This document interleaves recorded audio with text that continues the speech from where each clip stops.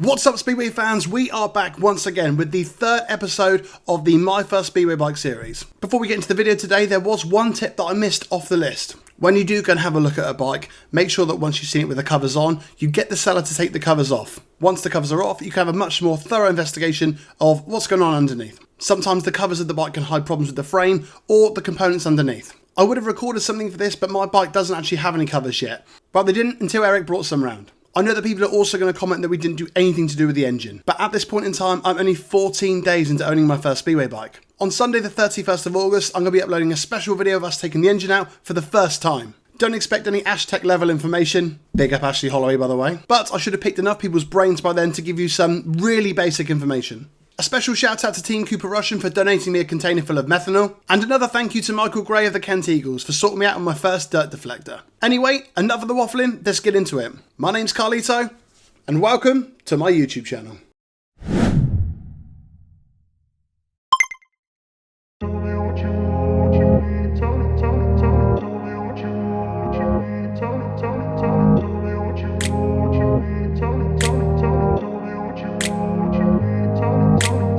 So, if I'm going to improve my work, the first thing I have to do is improve my workspace, because a good friend of mine told me, cleanliness is next to godliness. Undertaking mechanical projects and doing them on the tarmac just won't do. To everybody who's offered for me to use their workshop, thank you all so much. In the future, I'll be taking you all up on your offers 100%, but for now, I think it's important to try and do what I can with limited resources. The goal of this channel is to encourage inexperienced fans to start playing with their own bikes, so the more realistic I can keep the scenario, the better. Well, for the start of the journey at least. So, what are some of the first things to look out for when you're going to buy your first Speedway bike? The first thing to do is to check the overall condition of the bike itself, just to see if it's in a good state of repair.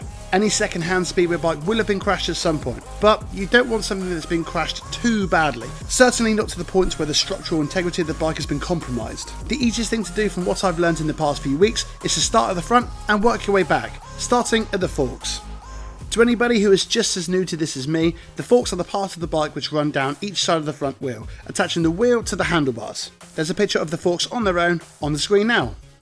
One way to check the forks aren't bent is to sit on the bike and see if it's straight from the centre of the wheel all the way up to the centre of the handlebars. If the mudguards are slightly twisted, that doesn't matter, but anything structural must be straight. The moment of truth, is the front end of my bike straight?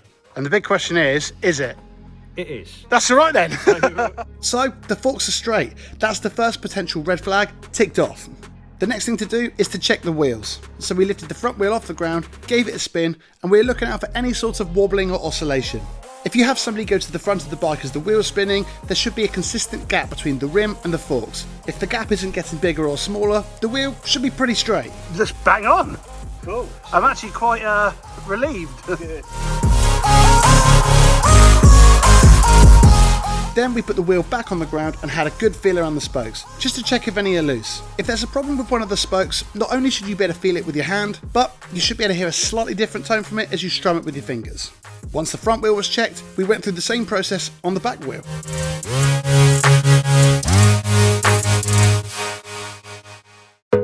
The third thing to do was to check the diamond. Of all the years I've been following Speedway, I've never known what a diamond is. So if there's people watching who are in the same boat as me, the diamond is basically the main chassis of the bike. It starts at the headstock, which is where the forks connect to the frame, and runs all the way down to the engine plates, which are these pieces of metal here which hold the engine to the bike. When you go to look at a machine that you're interested in buying, it's crucial to check everywhere around the diamond for blemishes, bends, cracks, splits, black heat marks or welds. The same checks need to be carried out for the subframe, which is very similar to the diamond but on the back of the bike. The subframe attaches to the diamond underneath the seat and to the engine plates just behind the right footrest. The most common place for a subframe to have a discrepancy is just here, so be sure to pay close attention to this spot in particular, but luckily mine was okay. So dodged another bullet there then? Yeah, you're doing well. You've done well. The structural integrity of the diamond in the subframe is ridiculously important when it comes to safety. The last thing you want is your first bike falling apart underneath you or whoever's riding it.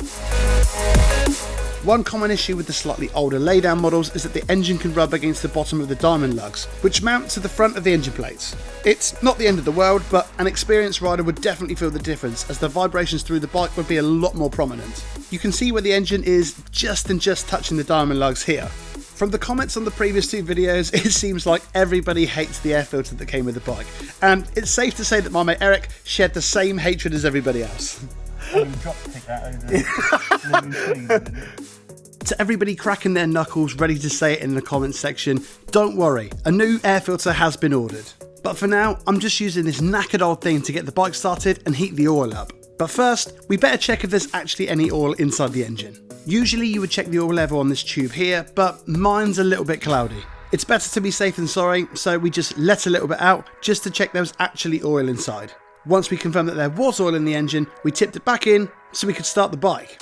I have no idea how long this oil's been sat inside this bike, but this will be the last time it's used before we drop it out and start fresh. And then it's everybody's favourite time. Time to start the bike.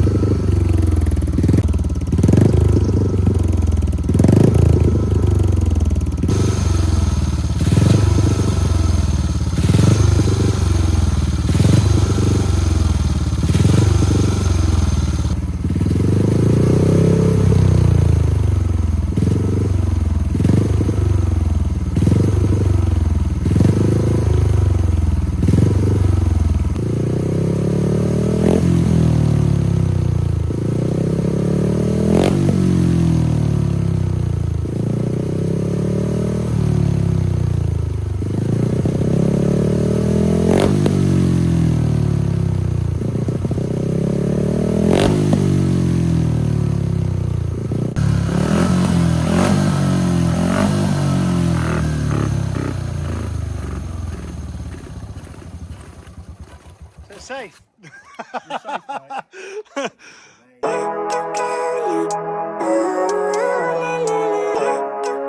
I am fully aware that anybody with any real mechanical knowledge at all will laugh at these videos I'm making. But for somebody who a few weeks ago didn't have the faintest idea of where to start, I'm absolutely buzzing to be starting to pick some bits up. The bike is by no means ready to race, but nothing is in horrifically bad condition apart from the air filter, which is being replaced. The bike runs, and the biggest thing, nothing I've ever owned has ever put such a big smile on my face.